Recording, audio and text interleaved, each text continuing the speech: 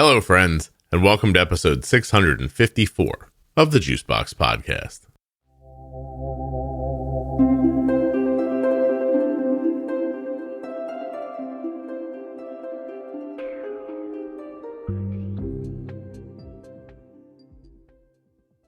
On today's episode of the podcast, I'll be speaking with Kara. She's the mother of a child with type 1 diabetes who has a unique perspective about anxiety and type 1. While you're listening today, please remember that nothing you hear on the Juicebox Podcast should be considered advice, medical or otherwise. Always consult a physician before making any changes to your healthcare plan or becoming bold with insulin. Are you a U.S. resident who has type 1 diabetes? Or a U.S. resident who is the caregiver of someone with type 1? If you are, it will take you fewer than 10 minutes to fill out a survey at t1dexchange.org/juicebox that will help people living with type 1 diabetes. It also supports the podcast when you finish the survey. Head over to t1dexchange.org/juicebox. Join the registry, take the survey, support people with type 1.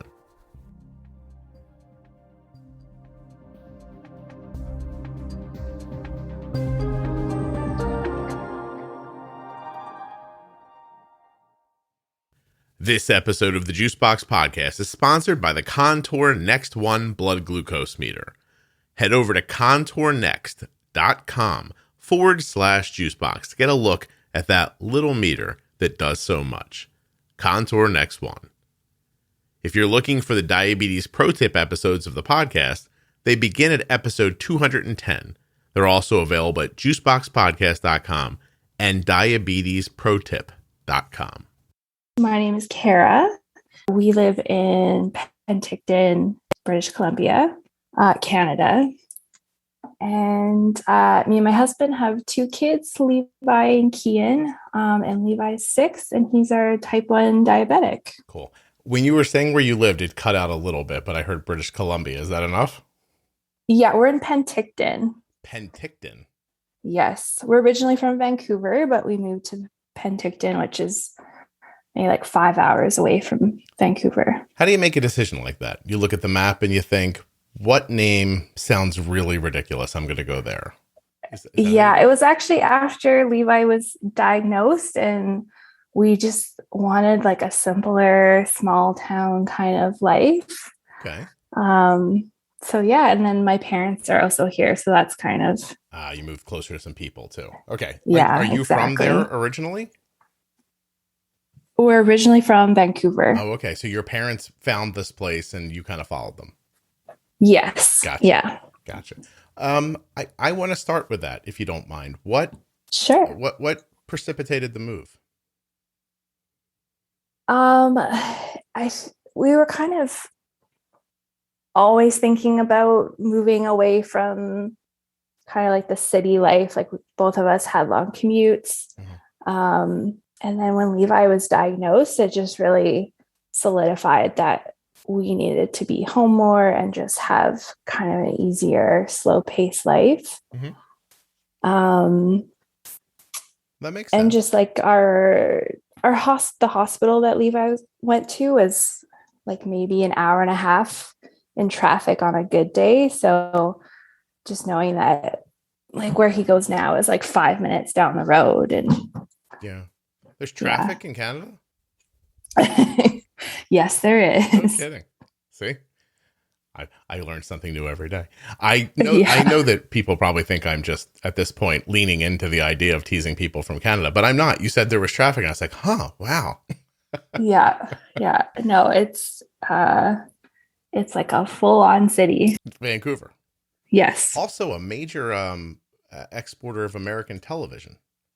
Yeah, it's like Hollywood North, I think they call it. Really? Have you ever been an extra in something?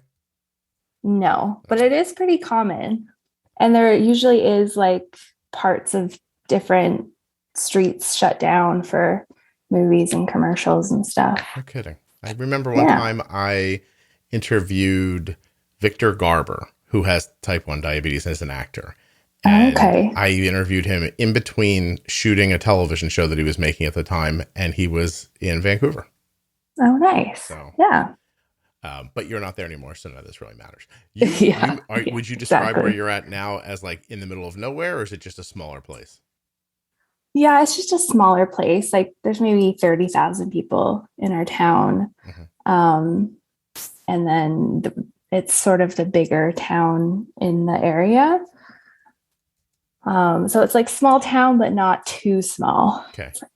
30,000 people. Yeah, that's not huge. I mean, I think I live. Wouldn't it be nice if I knew? I was going to say like the population in my town's maybe under 15,000. Oh, I don't okay. even know how many square miles it is. I don't imagine it's much. It's interesting. I like the idea. I often dream of moving somewhere a little farther from people. But Yeah, it's been good. yeah. So how old is Levi now, and how old was he when he was diagnosed? Levi's 6. He's almost 7.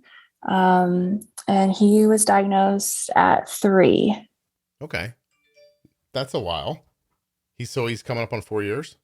Yeah, I guess so. You do not think about it? No, I was trying to think the other day how many years it was, but yeah, almost 4 years. How old's your other child? He's 2. Oh, you just had him recently. Yeah. Gotcha. Okay. So you kind of got through the beginning of the diabetes thing and then just kind of got back to your plan, your family plan? Yeah, we found out I was pregnant, I think, like a month after he was diagnosed. Which wasn't exactly planned. Like it would have been nice to have a little bit more time, but a little more freak out time when you didn't have all the hormones running around, maybe. Yeah, exactly. That definitely makes sense. Plus your side job of skinning walruses or whatever it is you do up there. Making maple syrup. Yeah, it takes a lot of effort, I would imagine. So yeah, definitely. Okay, so was his diagnosis like out of nowhere, or do you have other autoimmune stuff in your family? It was kind of out of nowhere. But we do have some autoimmune stuff in the family and some like type 1 diabetes, but distant, like my great grandfather. But it was never really on our radar. We didn't have anyone close to us that had it. Yeah, I used to, your answer used to confuse me when people would say it like, no, it was completely out of the blue, but yes, there is a lot of type 1 in our family. But I understand that idea now that really no one believes that this is going to happen to them. Yeah. And I think we never really asked if anyone, like I would never think to ask if any of our great grandparents had diabetes. Sure. Because it just wasn't relevant to us. Is there any other autoimmune in your family, your husband, yourself, and your 2 children? My mom has some thyroid stuff. My grandmother had scleroderma, but that's kind of it. Scleroderma. Yeah. I don't know too much about it. I just know it's like an autoimmune thing. A type of localized scleroderma, a group of autoimmune diseases that may result in changes to skin, blood vessels, muscles, internal organs. Disease can be localized to the skin or involve other organs as well. Symptoms may include areas of thickened skin, stiffness, feeling tired, poor blood flow to the fingers or toes with cold exposure. Wow. Yeah. That's interesting. Did it impact her life terribly? Yeah, she had to have like her joints replaced, like in her hand. And then she just always she had nerve pain, and I don't think they know too much about it, but she had a lot of like different symptoms that they attributed to it. So that's interesting. Did you know her well, or? Yes. Yeah. We were really close. I lived with her for a few years too. Did it shorten her life? It's hard to say. Like she also had lung cancer, so that probably didn't help, but I think the scleroderma was in there as well. No kidding. Yeah. That's kind of fascinating. I'm looking at it now online, just teaching myself. That's really interesting. Okay. So your son's diagnosed, you living in Vancouver at the time. Can you walk me through what happened? Yeah. So our whole going to the hospital experience, was really awful. Not because of Levi, but because of the hospital and kind of the care and our whole process going through that. Levi's since been diagnosed with anxiety and PTSD because of medical trauma. And then he was recently diagnosed with ADHD as well. What leads you to get diagnosis in that? What's going on in his life that makes you say this isn't right? Yeah, so he in the hospital when they had to do an injection or a finger poke, he would act like his arm was being chopped off. Like he would scream and fight and kick, and it would take him a really long time to recover.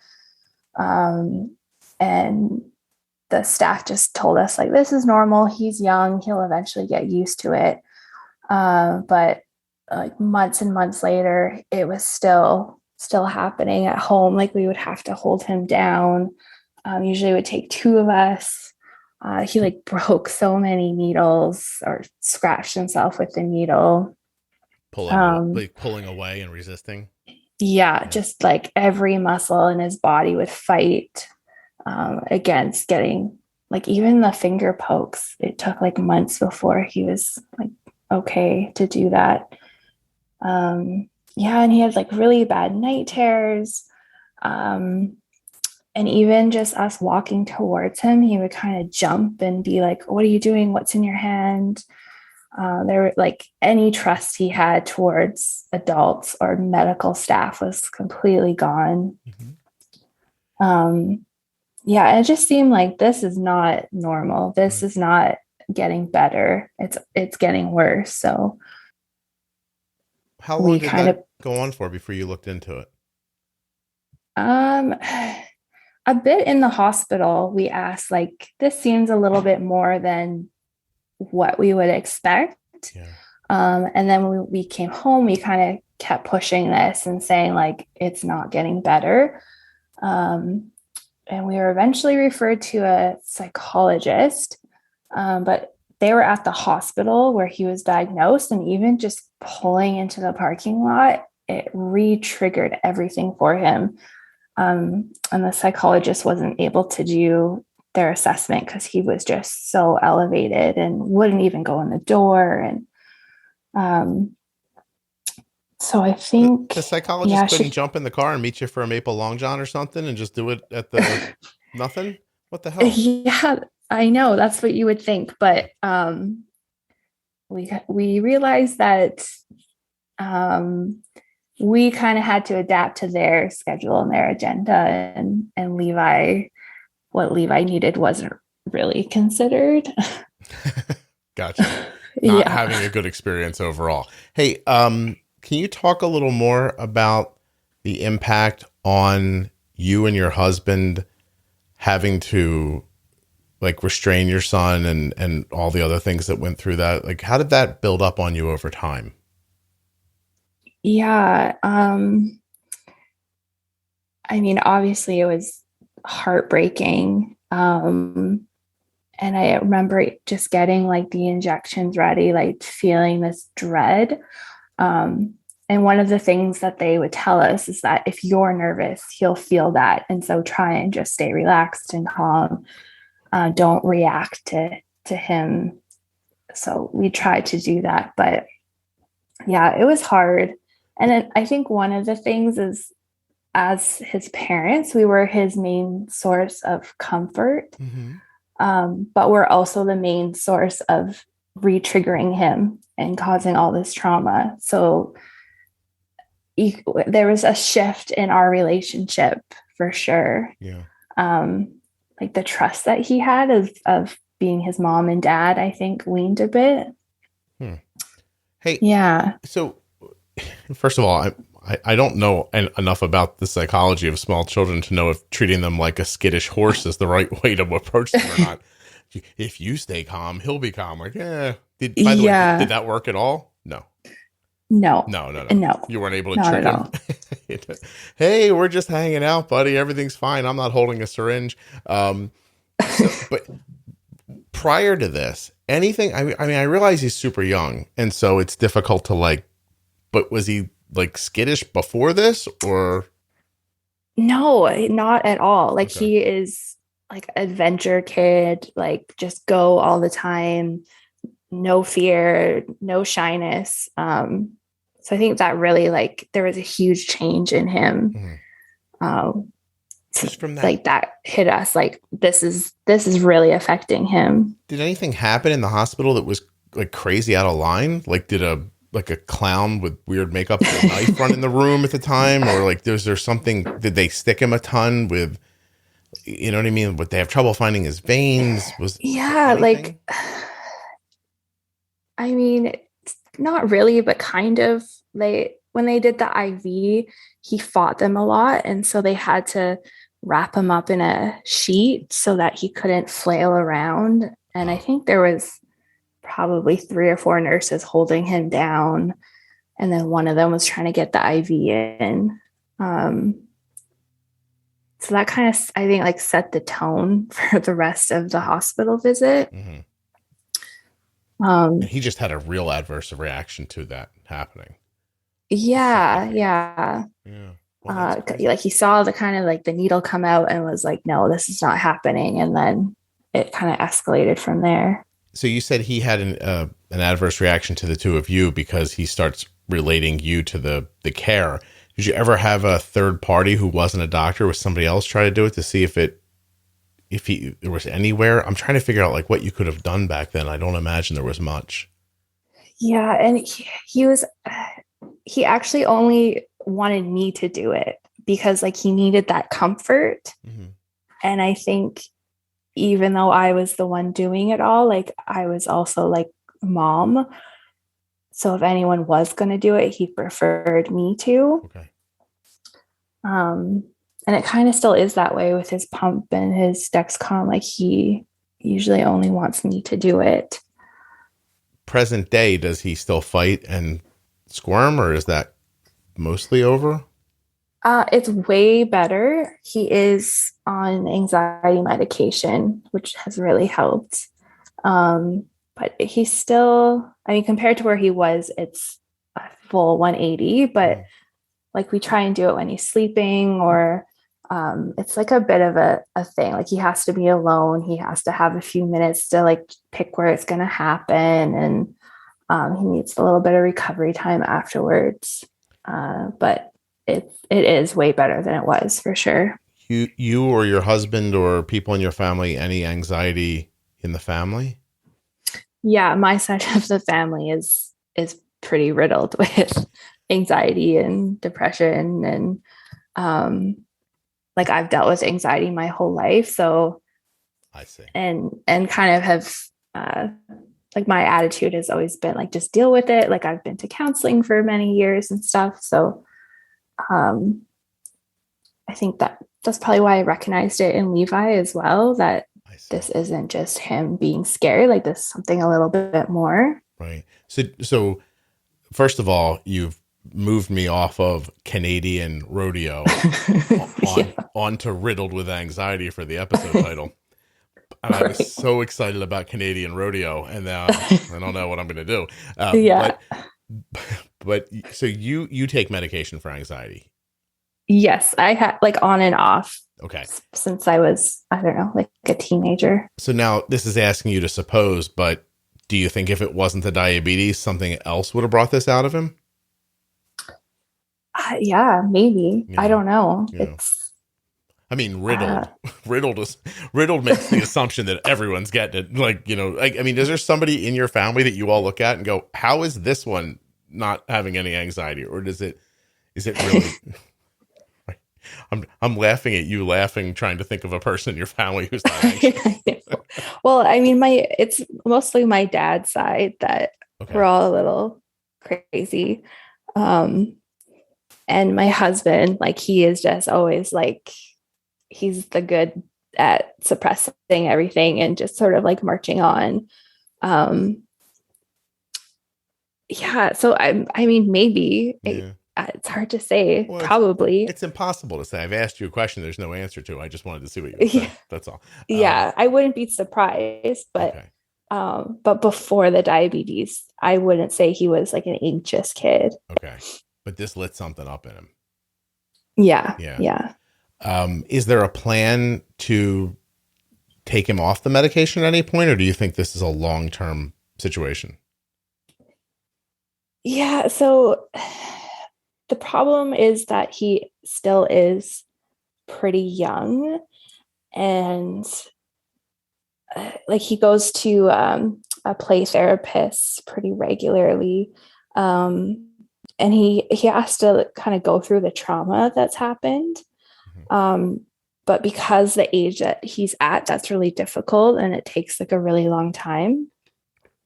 Okay. So our hope is that as he gets older and kind of can have more perspective on what happened and why this had to happen and all of that. But until then, we're just sort of going to keep him on it and kind of slowly work towards that. So you can move him to weed when he's... Yeah. Kara, like, I don't mean to, like, do you manage with any recreational drugs? No, it just makes me more anxious. Really? Well, lucky you. Yeah. Yeah. Well, or not. I don't know. No, that was sarcasm, Kara. Yeah. Okay. I know it's not for everybody, but some people report great, I know. I'm relief. jealous. Like, have a great sleep. Like, that sounds amazing. But did you try it and then just go, oh, great, this made it worse? Yeah. Because it's legal in BC. So like there are weed shops at like every corner. Mm-hmm. Are they popping up like weeds? We'll like go into like some of the fancy ones and try some of the gummies and stuff. But every time I hate it. Okay. So I am not an aficionado, and it is to say that I've literally never tried it. But from what I hear, smoking it gives you a different situation than eating it because of the way your body metabolizes it. So you might have to try a pen or something at some point. Yeah. Yeah. But being serious, do you see that as, like, let me ask you, like, how to think about this. Like, if I got headaches constantly and I had a baby and the baby started getting headaches, I would find it to be incumbent upon me to figure out how to manage the headache for myself so that I could pass that to my kid and tell them, hey, maybe this, do you have that feeling about all this? Like, do you feel like it's your job to figure this out so that they can have relief? Yeah, for sure. I mean, that's how I feel about my own mental health. Like, I need to be really good so that I can be there for Levi. Mm-hmm. And then I think just having like a better understanding of it so I can help him when it starts to come up. Yeah. Does your father give you any advice? Sorry, say that again. Your father, did he pass any advice on to you? Yeah, my dad's actually a counselor, so he has lots of good advice and tips and stuff like that. But it's also just so different in kids. Okay. Yeah. It's a different situation. Yeah. Yeah. I mean, listen, an argument can be made that if I walked into a counselor's office and I said, how are you doing? He goes, I'm kind of anxious. I might be like, I'm going to find somebody else. It feels like I'm hiring a roofer with a leaky roof at his own house. Like, wait a minute. Yeah, fair enough. And no, it's not fair. Actually, it's meant to be stupid. But I do think it would strike me if I was in that situation. I might be like, my counselor seems a little jumpy. But so your dad's advice, I thought maybe your dad's advice was like, sweetie, they make a whiskey and I don't know, like, because people manage this stuff in all different ways. They manage it with food, they manage it with anger, they manage it with liquor, they manage it with weed or harder drugs even, because it's no joke, right? Like, can you give me an example of how it can cripple a day? Sorry, say that again. Are there examples that you have from your life that would explain to us what anxiety can do to a day in your life? Like for me or for Levi? Well, for you, and then we're going to talk about Levi after. Okay. Yeah, like I always feel like if I'm having an anxious day, it's like you're in a crowded room where everyone is like talking or yelling and you just can't like think clearly, but then you're trying to like get all the stuff done you need to get done. So a noise in your head that doesn't allow you to focus on any one thing? Yeah, or just it's just this like kind of background buzz, like intrusive kind of um yeah, I wish I had a word Oh, to. that's a pretty good. Do you have ADHD as well? No, You no. don't. Okay. So that's how it manifests for you. And then does that just make things, but then does that roll into depression ever for you?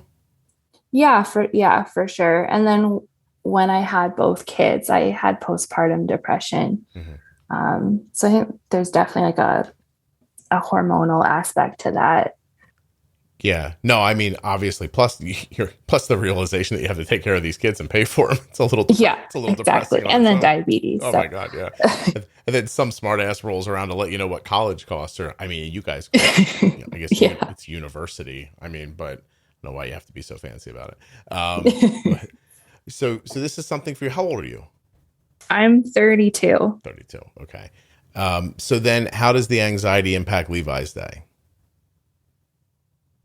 Um, he gets very like rigid and stuck. Like he won't like if he has to go to school, he won't want to go to school. He won't get dressed. At school, he like won't kind of follow what the class is doing or the teacher is doing. Like sometimes he'll even just go like sit in the corner and ignore anyone trying to engage with him. Okay.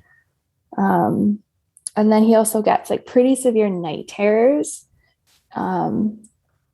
mostly where he thinks that there's somebody coming to like give him a poke. And so he'll like try and push you away or try and hide or. Yeah. Yeah. So does he wake up screaming or how does that happen? Yeah, he'll wake up screaming. Yeah. And then you come in and he gets like he's aware of that there's a person, but he's still dreaming. So he thinks that you're somebody trying to get him. Okay. Yeah. Plus you're the person who actually does give him the pokes. So yeah, exactly. You have to hire a third party calming person to walk into the room just for that. Just keep that person in the closet. I was thinking, I hear my wife yell at night sometimes. Do you think she thinks I'm coming to poke her? Oh, probably. It's a different anxiety, Kara, isn't it? Yeah, it is. Totally. Oh my gosh. This poor, oh God, I'm going to curse. I was like, this poor fucking kid, Jesus, it's a lot, you know? Yeah. Does he ever get a break? Does he ever have days where it doesn't impact him? Like we try and kind of give him as much normalcy as we can. And activity is a huge stress reliever for him. So like we back on to basically forest that just kind of goes on forever. So he spends a lot of time out there and running and friends. And so we kind of try and do that for him. I see. So that, do you think that that's being in an unconfined space that helps him? Is it being away from people? Like, what do you think about just being outside? Do you ever, I mean, I don't know how, you might not know, but what do you think it is? I think when he can be like in control of what he's doing. So like he's outside and he has this whole thing going on in his head of what he's doing, and he can like he likes to lead. If we're hiking, he'll be at the front, and he thinks kind of he's like the expert on everything. So he'll explain like this is this kind of mushroom and this is this kind of bird, and what a know-it-all. We'll have to get him a podcast. Yeah, exactly. So how old is he now? 7? He's almost 7. Yeah. Is he not ready to be put in charge of his pokes and his prods and things? Yeah. So he can do a finger poke. And we actually started looping a few months ago. So in those few months, he's become a lot more independent. And does that help him? Does that alleviate his anxiety, like taking the rest of you out of the situation? It's hard to tell. I think he's feeling a little bit of like the burnout from it, especially at school, because he knows that he needs to be responsible and kind of like on all the time. So we've noticed when he comes home, like he's just doesn't want to engage with the diabetes stuff. Yeah, I don't think any of them do, but by any of them, I mean any people with diabetes. Yeah. I have a question that's going to sound accusatory. It's not, so don't read it that way and answer it for me if you can.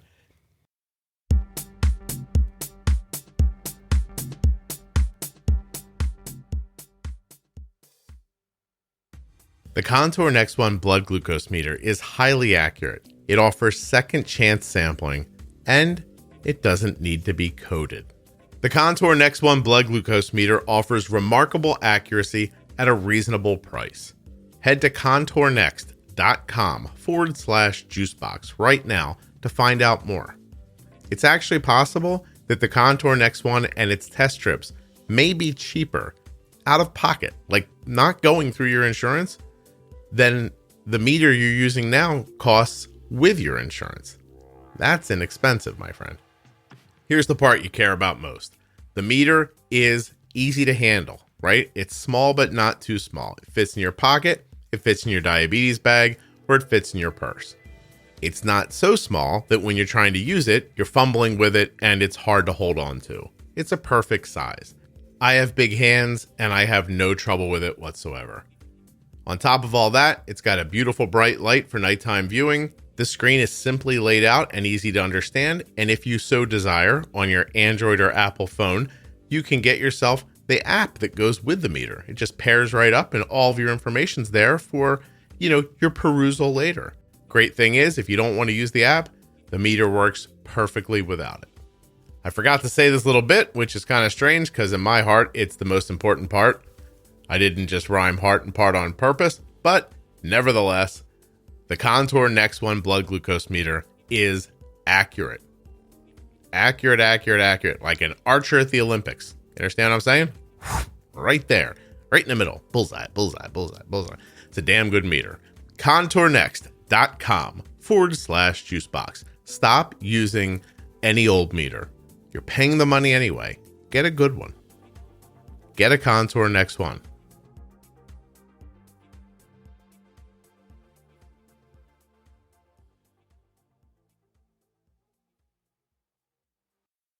Have you ever been in a situation where your anxiety makes you put something on him that doesn't exist? Do you ever get so anxious that you're like, he's not okay, but your husband goes, he looks fine to me? Does that ever happen? Or does your husband not have the nerve to say that if he thinks it's happening? Yeah. At least you do live in the woods and you probably know how to use an axe, so I might not say much to you either. But Yeah. I don't know. Like I really like internalize my anxiety. Like it's very like physical for me. So I'm not like worried about a particular thing. I just like feel anxious. Does it make you physically sick? Sorry? Will it ever make you physically sick? Oh yeah, for sure. Yeah. Stomach issues, stuff like that? Yeah. Not for a while, but yeah, in the past. It could. For sure. What medication did you find that helped you?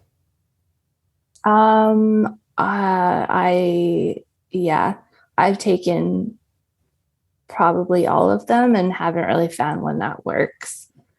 So I've taken all of them and nothing good. So SSRIs, like intake take inhibitors, stuff like that, you don't find much relief from. No. And if I do, it's like for a few weeks and then it stops working. So I'm almost afraid to ask this. I know one day I'm going to ask a question and somebody's going to answer me in a way that's going to even shock me, but what's your leading in the woods? Like what helps you?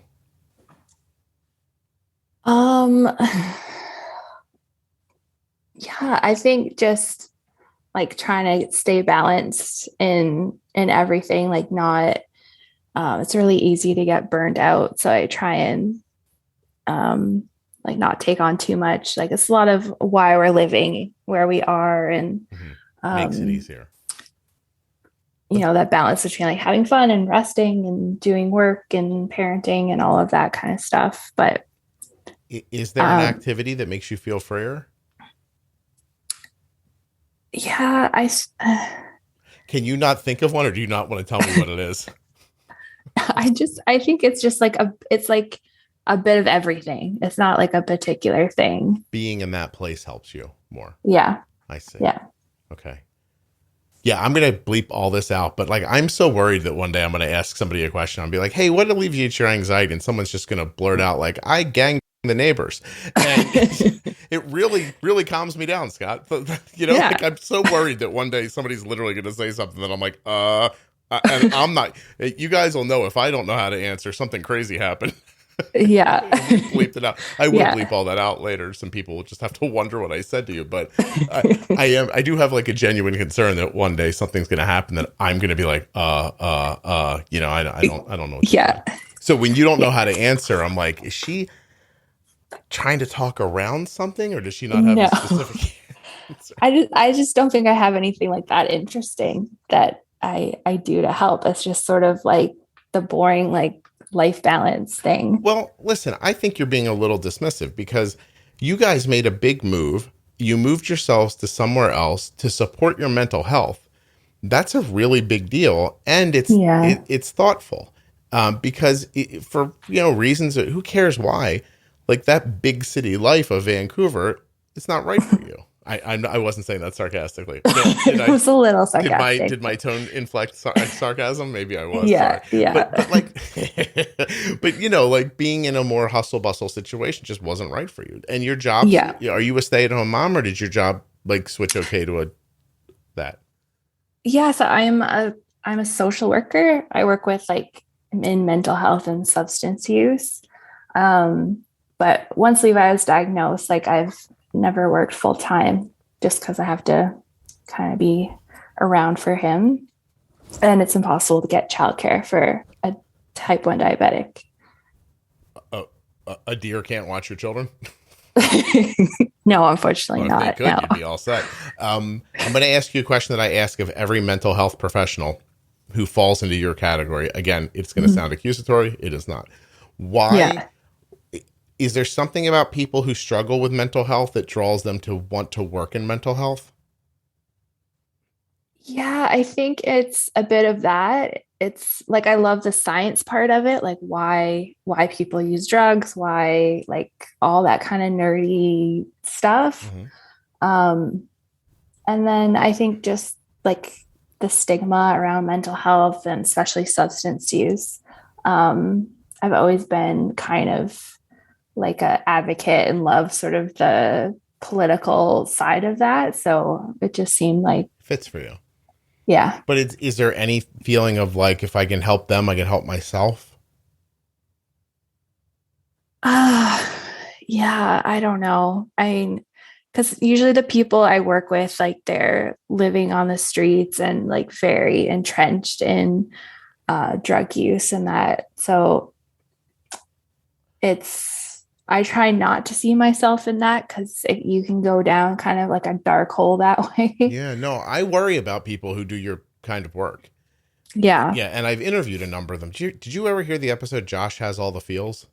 Yes. Yeah, right? So, yes. And Josh has been back on since then.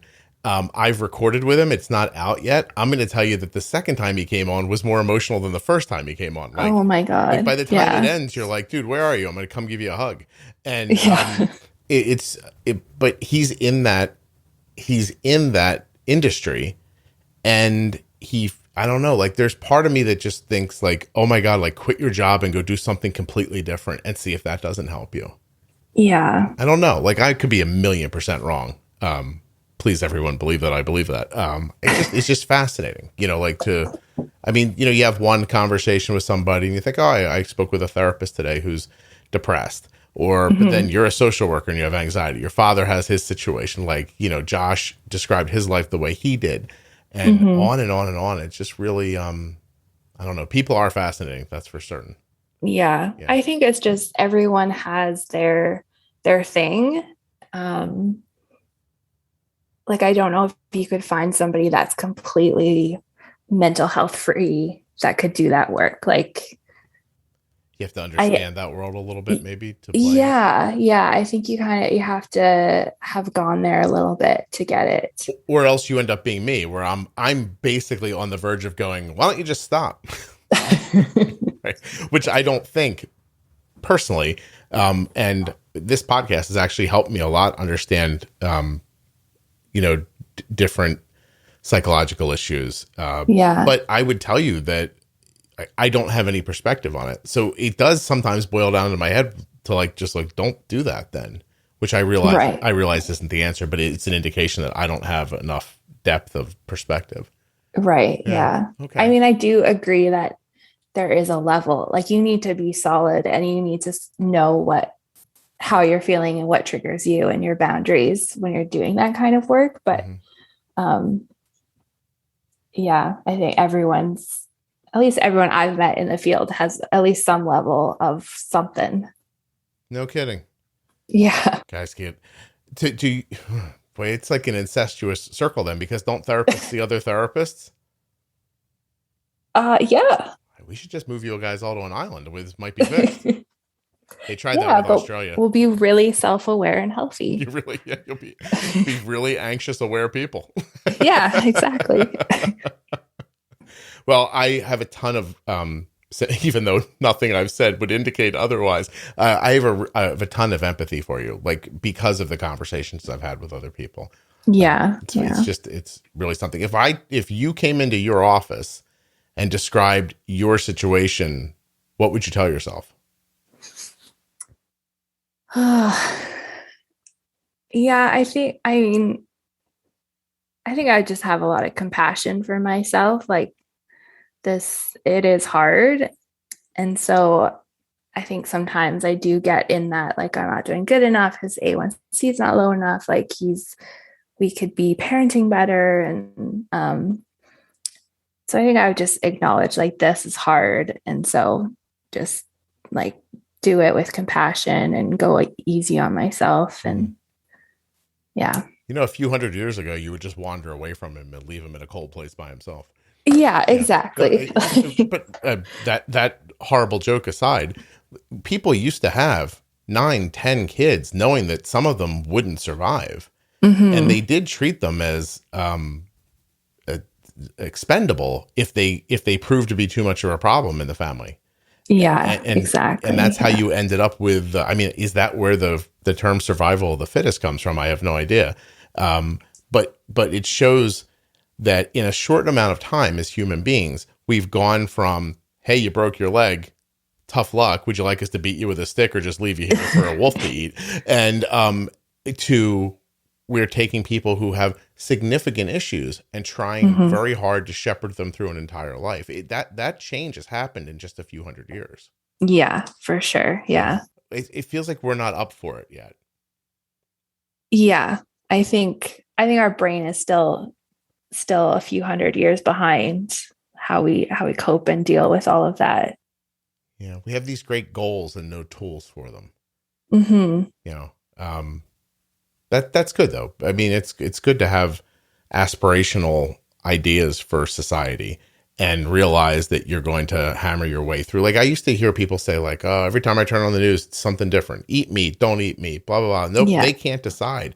And the truth is, they can't decide because we keep studying people and looking at things and science expands and, on and on and on. We're still figuring it out. Do you buy into the idea that anxiety in a modern person comes from some degree, can come from the fact that our lives are so easy that we don't have anything to worry about really, compared to the way our brains and our bodies are built to, run from wolves and, exist outdoors and stuff like that?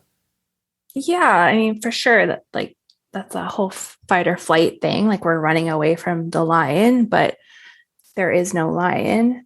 And I think, like, we we don't get to like complete the stress cycle. Like we're always just stressed. We never have that relief of realizing you're free from the line and you can relax. Like we're just constantly like at 100 all the time. Is that what your move was hoping to help with? Yeah, part of it for sure. Yeah. All right. Yeah, no, that's such a good point. Like there's always, like we're always on tilt basically. Mm-hmm. Right from the moment you wake up, you know, like your alarm goes off and you pick up your phone and your phone's like, here's your first appointment, or, you know, you have to be at work, and then, you know, you have to be at work and you have to take a shower and you got to get dressed and you have kids and they need to eat. And those kids are going to get into a car and they're going to drive to school by themselves. And you're worried they're going to have an accident. And are they going to get into college? And you haven't even sat up yet. You know, and then it just piles on and piles on and piles on. When you get home, it continues. And I guess that right up to some people, or many people, have trouble sleeping even because of it. So we're basically like goldfish living in a frying pan. Like we're not right for our surroundings. Yeah, exactly. Oh, all right. I'm understanding. Yeah. What do I do, Kara? How do I make my life better? I that's the golden question. I need help from you. What are you talking about? I'm going to make you nervous. You're going to be like, great, now I feel anxious because I can't help the guy from the podcast. But yeah, exactly. Is it so for Levi, I guess we're saying that 300 years ago, he would have been great because we could have just set him out with a stick and been like, bring some food back, you little crazy person. And he would have went out there and been like, and done it probably. Yeah. Yeah. Yeah. Interesting. I didn't mean crazy person in a pejorative way. Yeah, I got it. Yeah. Did you get it? You're like, I'm Canadian. I can handle it. Yeah. Why did you want to come on the podcast? I just thought that, like, I haven't heard many parents come on talk about the struggle with their kids diagnosed at a young age and how traumatic that can be for them. Because I just any of the comments or conversations were usually like older kids, and that transition and the teaching them and the responsibility. But I hadn't heard the younger kids and like how scary that is and how that can affect them going home in the months after that. Yeah. Have you ever heard me kind of brusque against the idea that kids are so brave and resilient? Like I always say, like, well, what's the alternative? Yeah. You know how people like to say that, like, oh my God, my kid's so brave. I'm like, is he brave or is he 7 and there's nothing he can do about it? Because and people say that to us all the time, like, oh, you're doing such a good job. Like the alternative is that he dies. So the alternative is that you wander away from him in the woods and just leave him there and be like, oh, I don't know what happened. Yeah, exactly. Yeah. Right. There is no alternative. Like we don't have a choice. Right. So, yeah. And I think too, like we really had to like push to get any type of recognition that Levi was dealing with this a little bit differently. That like we felt like we were the only people and like this was something they've never heard of before. Like it was many emails and phone calls to the hospital and the endocrinologist just to like get them to consider that he might need extra support. Did you ever have to video him to prove it? You guys have cell phones, right? Yeah. Did you ever have to video him or anything like that? I thought of that, but I just felt like it wouldn't be fair to Levi. Like that's a really vulnerable moment for him. Feels a little dehumanizing, right? Yeah. I just didn't feel like he would like that. Mm-hmm. Yeah. No. I appreciate that too. I was just wondering how far you had to go to get them on your side. Plus your healthcare system's different there. Was that part of the struggle? Yeah. Like I'm not sure how it would work in your situation, but like for us, you can't just go to a doctor. You have to get a referral. Right. And, like you have to, they're not just like giving out referrals freely. Like they have to really believe that you are needing the help. So like for us to get referred to the psychologist, it took like a few months of constantly calling and emailing and just like being that squeaky wheel. Do you think that they just thought that you were overreacting and the kid was just being a kid in that situation? Have you ever been treated that way? Yeah. I think, and I think they thought I was overreacting and that Levi would just be okay, that he would eventually get over it. Yeah. I wondered how much of do they know what you do for a living?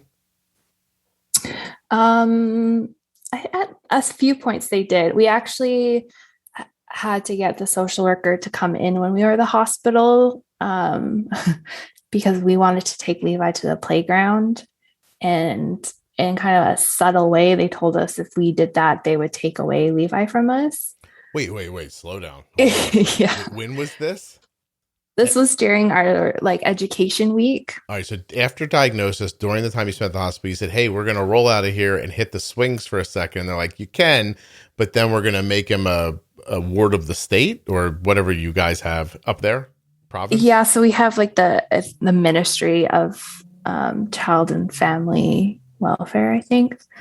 Is that a Harry Potter thing? What do you Sorry? Isn't that a Harry Potter thing? The Ministry of Magic or something like that? Oh my God. What are you guys doing up there? Your leader's too pretty. It's kind of like that, just a lot more depressing, I think. Your guy is too pretty. It's ruining everything. Yeah. You need a more grizzled person to run things. I can't, when your man pops up on TV, I can't go, what a handsome guy. Like that's it doesn't, anyway. So the Ministry of something or other, like they were going to take your kid from you. Did they say that? Or did they just kind of like, I mean, what would the reason say it be? directly, but they kind of like danced around that idea. And the social worker said like, we wouldn't take him away, but kind of like, if you do this, we're going to have to take steps towards that direction. If you do this, if you go outside to the swings. Yeah, because Levi was like panicking, scared that a nurse is going to come into the room at any moment and give him an injection. And we're at the hospital for like 8+ hours a day doing this education thing. And we're like, he just needs a break. Like one of us go out to the playground? And they're like, if you do that, then we're going to maybe take him away from you or put you down as like a non-compliant parent or. Oh my goodness. I thought Canadians were nice. Yeah, so did I. Oh, what happened?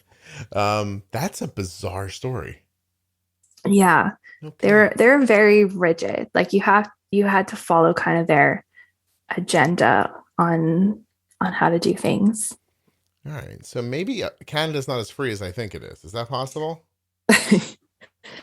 Yeah, I don't know if it's Canada. I just think it's like the hospital and the kind of like the Carrie, you don't think it's right for me to take your one experience at a hospital and paper the entire country with it? Yeah. Well, what a valid statement from you. Okay.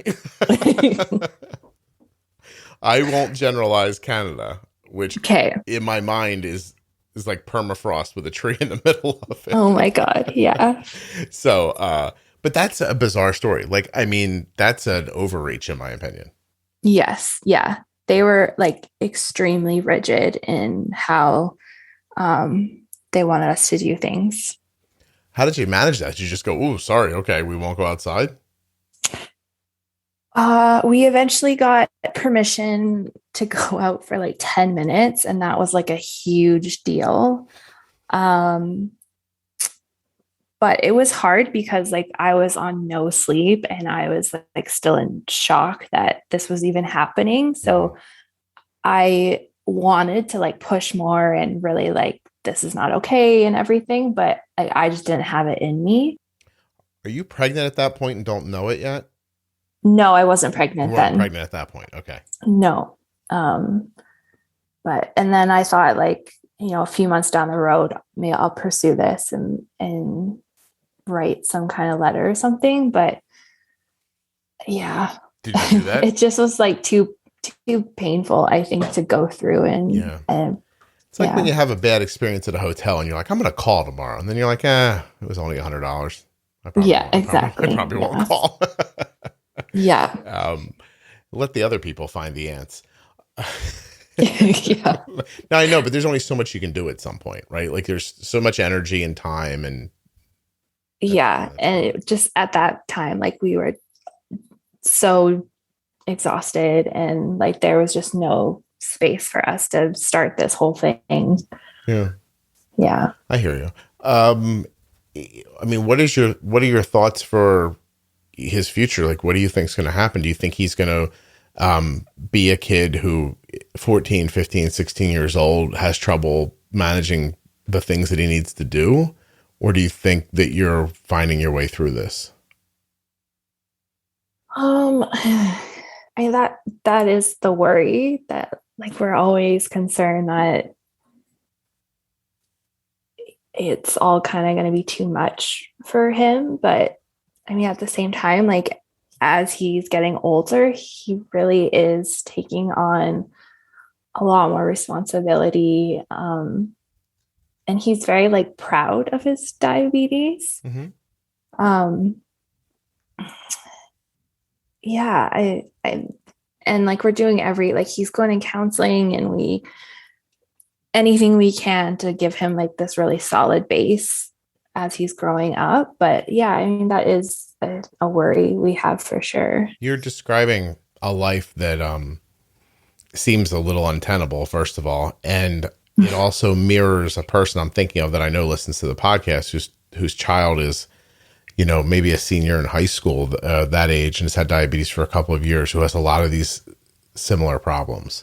Mm-hmm. And it does become more difficult when they get bigger and stronger and, and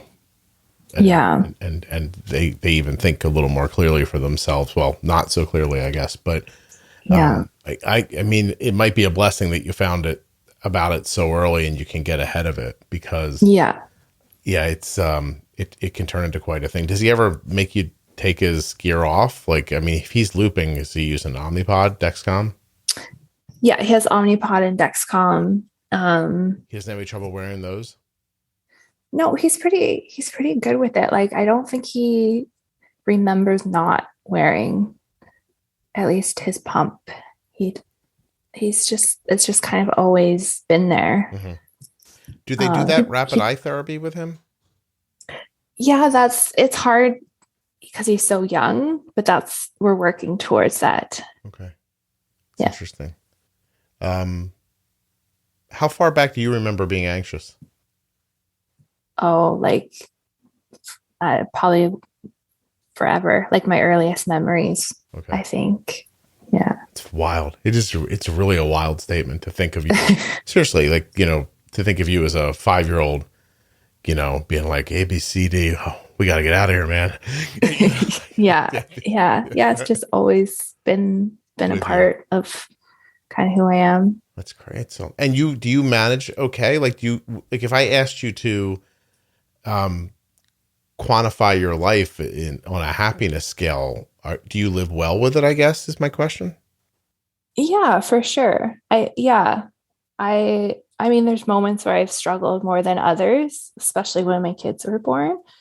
But I think I do pretty good. Do you have any plans to have more kids?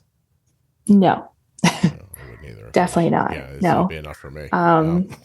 We call diabetes like our third kid because it just takes that much time and energy. And money. And money, exactly. And then both Levi and our other kid are just like crazy, like a lot of boy energy. Full boy all the time from like 6 a.m. to 8 p.m. 100% all the time. Yeah. Like you're just going to look out the window one day and they're going to be like riding a squirrel chasing like another animal or something like that, and you're just gonna be like, oh, that makes sense. Gotcha. Yeah. Is your husband like that? Does your husband have a little bit of that like wild streak in him? Yeah. Yes, for sure. He can kind of go on forever. So this but is your even fault, even he agrees. Like we could not handle another child. Another one. He doesn't want any more people like him running around. Yeah, exactly. How did you end up picking this boy with all this crazy energy? You don't think about those things when you're first dating. Like, I'm going to get you divorced. I don't want to ask any more questions. You don't listen, Scott. With hindsight, I see what you're saying, but think about this. Yeah, I would have found a dorky kid who understood science and said, "Hey, you're cute," and gone that way. Yeah. What kind of work does your husband do? He's a plumber. Okay, so he's got a pretty like steady job as far as hours go. He can be home at a certain time to help you most of the times. Yeah, most of the time it is. He does like service work, so I see. It is that kind of depends on the day, but where we live, like everything's 5 minutes away, so even if he is late, it's really not that big of a deal. I was super excited to hear you had toilets. Sorry? I was super excited to hear that you had toilets. Oh my God. It's like, wow, plumbing. Fancy. Yeah, you should really, really come and visit and see for yourself. Find out that I look like I'm in Ohio when I'm there or something like that, or just like no. It's like Vancouver is like Portland or Seattle. With or without the hippies? Is it got the hippie vibe? Oh, for sure. Okay. Yeah. That's the part of the country that just makes you feel that way, I guess. Yeah. I was just in Seattle a couple months ago. You should have popped. Well, I guess you can't because of COVID, but yeah. Oh, really? You still keeping us out? Yeah, I think so. Or there's some type of rules. I'm not too sure. No, listen, I have to go somewhere with some people pretty soon, and I'm looking desperately for a way to get out of it. Yeah. These people are definitely going to make me sick. But no, that's really something. Yeah, I mean, I'd only ever been there once. It's a very specific vibe. You're not wrong. And I get it. Like, I would see why it was attractive to you, and want to do and want to live that way. How does it work when you moved? I'm not joking now, but schooling still okay up there? You're like that stuff for your kids feels right? Yeah, the diabetes stuff with school has been really hard. Just they do the like do not die care, but not really the managing it in a steady kind of lower levels. Like they would be happy if he was like just rode high all day. 8A1C would be okay, that kind of thing. Yeah. So we just pulled him out of public school and he started private school this week, which already has been so much better. You guys are doing all right. This plumbing pays okay. Yeah. Well, plumbing wasn't a euphemism for like Canadian mob or something like that. Right? No, it's just plumbing. Okay, yeah. Well, listen, you're making me think I should have become a plumber. You're like, I got a private school for the kid. It's not bad. Yeah. You're like, maybe not. Like, I mean, is there a big pile of money sitting around? Like, no. Okay, the private school is pretty reasonable, so we were able to do it. Well, that's nice. That's really great that you could find something like that. Yeah. Do you have anything like? Is there anything because I realize I don't know what I'm talking about in this like context. Have I taken you so far away from what you want to talk about, or are we getting through things pretty well? Yeah, no, there's nothing I can think of that I didn't talk about. So you're thinking I'm doing a good job? Yeah, for sure. That's really what I was trying to get to, Cara. Could you just, You're doing a great job. Yeah, thank you. I mean, Jesus, you're welcome. You make me work so hard for my compliment. I mean, I was no, I don't. I want to make sure that we're not skipping over anything because I do find a lot about what you said fascinating, and I did find a lot about you interesting, and I know that's probably not what you were expecting when you came on. Yeah. But I appreciate that you kept going and hung with it. How long have you been listening to this silly podcast? Oh man, like pretty early on, probably around 3 years. Wow. Did you figure out looping through me? We did. Yeah. Interesting. Yeah. And it was I remember the day that I found it because it was like you were saying everything that we thought was how we should be doing diabetes. Okay.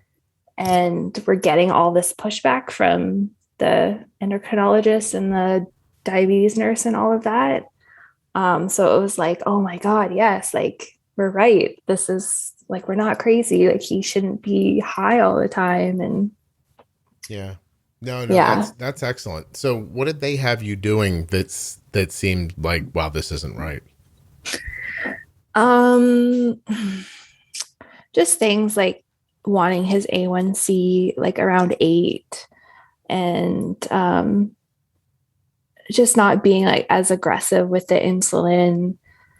Did they have you bolusing like after meals? Yeah. Yeah.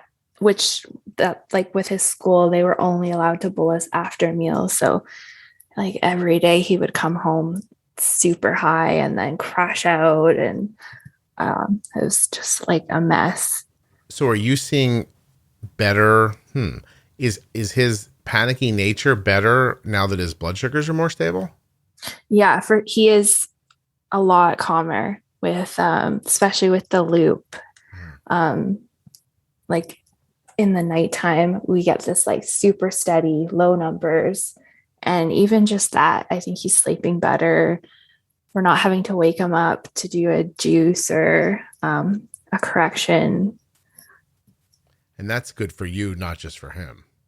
Yeah. Oh my God. We've like slept through the night for the first time Right. since diagnosis. Don't let your husband rest up too much because he's a professional pipe layer. Yeah, you could by mistake end up with a third boy, which you know it's going to be a boy, by the way. And he'll be as like, energetic as the first two. And then, yeah, yeah, 100%. What are you going to do then? You have to strap one of them to a bear and just see what happens. Yeah. Have you ever seen a bear? Yes. When's the last time we you saw have a bear? bears quite frequently? And still you don't move? No. Bears are more like pests, like a raccoon or just bigger. All right, we don't have like grizzly bears. They're like smaller. You have like Winnie the Pooh, like little bears, or we have like black bears. So they're like medium, smallish bears. They're not really aggressive. I mean, we wouldn't want to go pet it, but you can just tell it to go away and it'll run away. Yeah, that's what would happen. You don't think it would hear me crying and come kill me? No, because I'd start crying. And then I think it would be like, oh, I don't usually kill people, but this guy deserves it. And then just come get me. All right. Yeah. That's all. Do they really eat honey or no? Not really. No. That's disappointing. I mean, I guess they could if they came across them, but we don't really have like honey hives. Have you ever seen a bear walking with a sad donkey? No. No, never. See, a lot of what you see on television is not real. Yeah. Exactly. Yeah. Don't believe what you see. Bears are pests. You've never once thought, I'll probably die at the hand of a bear? No, never. Interesting. I would think that 24 hours a day. I would have anxiety if I came to where you are. You'd be like, come up here. It's really calm. And I'd get up there and I'd be like, no, I'm going to die. We do have like cougars and snakes. So there are scary things, but the bears are at the bottom of the list. Yeah, we have rattlesnakes. Yeah. Are you afraid of those? Yes, 100%. Yeah. All right. See? Maybe you're not anxious. Maybe you're just being reasonable. You ever think of that? You ever think like maybe if you moved somewhere with some concrete on the ground, you'd be like, I'm probably going to be all right. Well, we do have a house. We're not like camping.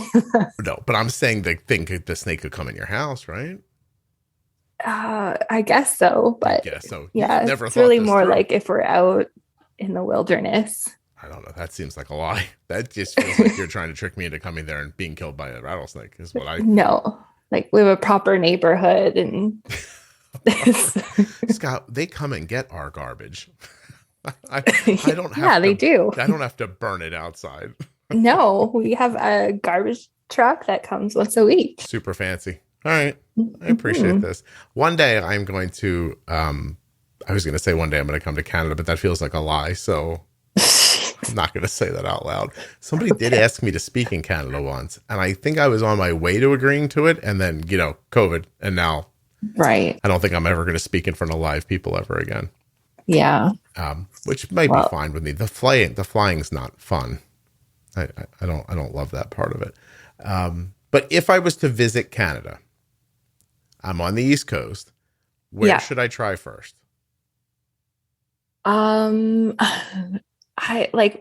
So BC is the West Coast. No, it's so far. And the East Coast is like very far away. So we don't really it's like California and New York. All right. So, I mean, I guess I got to just do the touristy thing and go to Niagara Falls or something like that. I guess so. I don't really know. Like, it feels like I personally wouldn't want to visit the East Coast of Canada. It's a lot colder and Are you about to badmouth the East Coast of Canada? Go ahead. I don't want to stop you if you're going to. Are those people just trash? What are you trying to say exactly? No, it's like a very different vibe there than in BC. I was joking, by the way. Like, I just interviewed somebody from Manitoba. Manitoba's east, right? Yes, that's like the prairies, like very flat, and there's not much going on there. Lovely people is my point. Like when I said trash a second ago, I was literally, I mean, I think it was obvious I was joking, but I don't know if you all get the sarcasm or not. So sometimes, I mean, we're an hour into it now. You got to think that the only people left listening are people who are like legitimately think like Scott's great. I mean, who would be left at this point? Yeah. But okay. So you don't really know where I should go. No. Have you ever been to Alaska? No.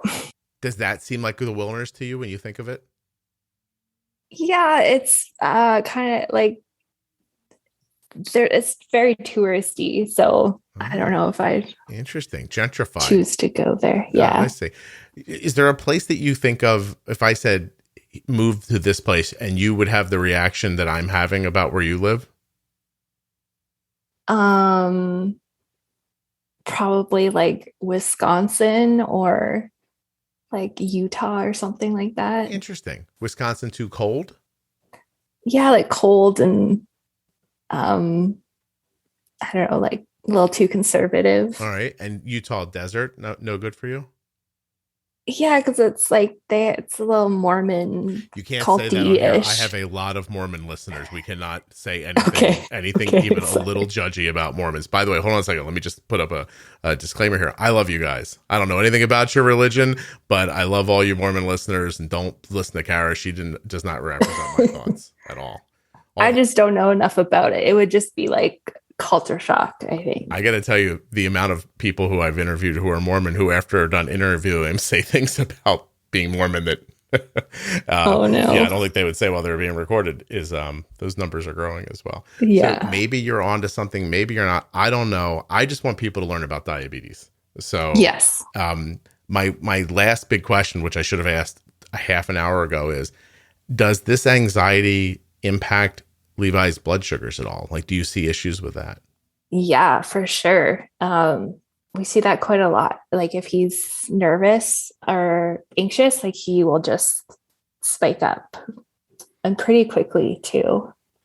Okay. So then I can see where the loop would be valuable because it's giving him insulin when he needs it. Whereas in the past, have there been times where you thought like, hey, his blood sugar is 130, but if I come at him to adjust it, then I might drive it up instead of down because of the anxiety?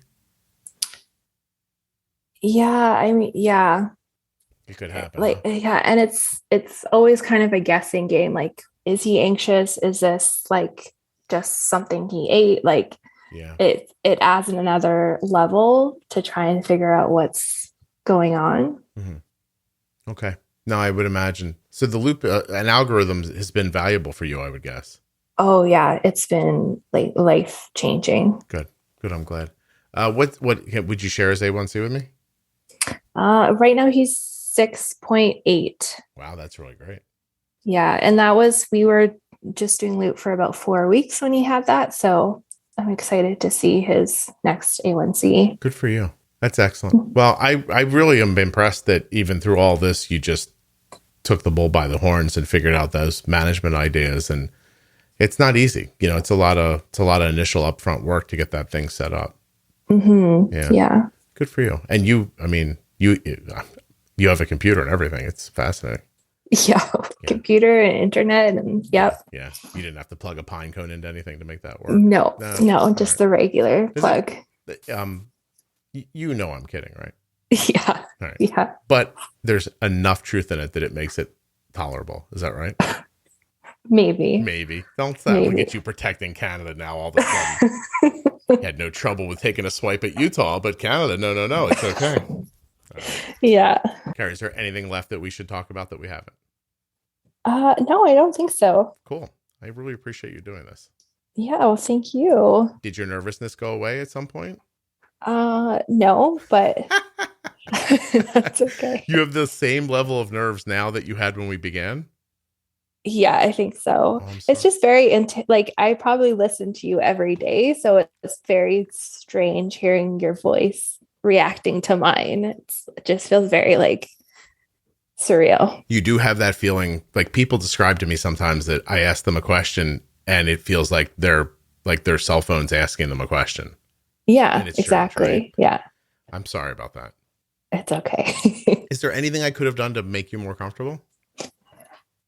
No, I don't think so. It's just a weird thing. Like you're just like your voice is a common thing in our house. So yeah, well, that's nice. I mean, that's very nice. Thank you. You should try some narcissism because that would really help you get through this. Like I did an interview yesterday for a different podcast. So I got approached by I get approached by a lot of podcasts to be on podcasts, and I sometimes I don't even respond, but mostly I say no, thank you. But I got one, and it was like, well, I want you to be on the Vagina Blog podcast, and I was like, yes. I don't even know why you're asking me, but I definitely want to do that, right? So I recorded an episode, and like it's no matter what I told myself, like as it was getting ready to I was getting ready to go on, and I knew we were going to be connected in a second. Like I could, in my mind, I'm saying it's her podcast, not yours. She's going to ask you questions and you're going to answer them. And then she's going to decide when you move on to the next question. And then 4 seconds into it, I just took the whole thing over. Oh my God. I was like, I'm so sorry. I was like, I don't know another way to do this. I don't think, but I was incredibly comfortable. And what I'm saying is, probably psychologically too comfortable. Right. Yeah. Or you're perfect for the job you have. Well, that's a nice way of saying it, but I think I need about 10% of whatever you have. And you probably need about, trust me, you only need a couple of percent of what I have would balance you right out. So just be like, yeah, I don't care. Everything's fine. We're good. So, yeah. Am I, from a professional perspective, am I broken or? I don't know. I'm not qualified to say so, but. First of all, you're Canadian. Secondly, you help people. I'm saying you're qualified. What I meant was, and I'm not going to push you into something you don't understand or don't want to talk about, but I just meant like, is there a point where like this should make me, I've never felt nervous making this podcast once in my life. Right. Like the first time or this time or if anywhere in between. If you told me that 5 seconds from now I was going to get off with you and I don't know, the Today Show was going to pop up in front of me and I had to talk about this, I wouldn't even like blink an eye. I'd be like, let me make sure I have another bottle of water.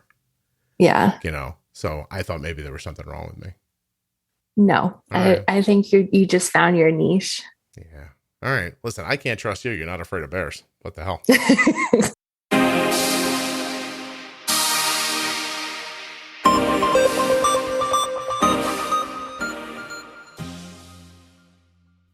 Huge thanks to Kara for coming on the show and sharing her story. And another thank you to the Contour Next One blood glucose meter for sponsoring this episode of the Juicebox Podcast. Go to contournext.com/juicebox to get started today with the best little meter you're ever going to see. Don't forget to take that T1D Exchange survey at t1dexchange.org/juicebox. Looking for those diabetes pro tips? They're right there in your podcast player. They begin at episode 210, and you can also find them at diabetesprotip.com and juiceboxpodcast.com.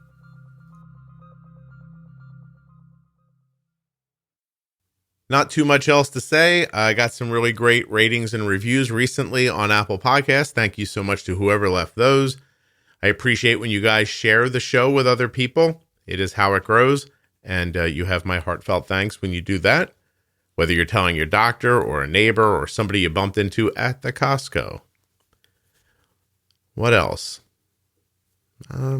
Support the sponsors, please. There's links in the show notes of your podcast player and links at juiceboxpodcast.com to today's sponsor and all of the sponsors. I appreciate when you use those links very much. If you're listening in a podcast app, please make sure you're subscribed or following in that app. And if you're listening online, please consider listening in a podcast app. They're free and they're handy. I mean, you got your phone everywhere, so you know what I mean. Pretty easy. It's pretty much all I've got. I'll be back soon with another episode of the Juicebox Podcast.